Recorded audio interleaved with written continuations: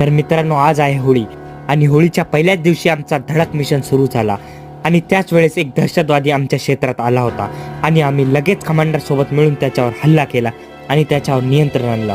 एकदम युद्ध चालू होता. आम्ही मोठमोठ्या रंगमाफियांना लुटलं, त्यांच्याकडून जबरदस्ती पन्न्यांचा पन्न्या हिसकाटल्या.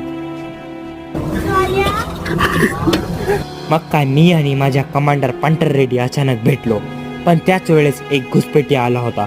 आम्ही त्याच्यावर ताबडतोब नियंत्रण आणला आणि आमच्या गल्लीवाल्यांना संरक्षणाचा दिलासा दिला आणि त्यांना दाखवून दिलं की हे जवान त्यांच्या संरक्षणासाठी तैनात आहे.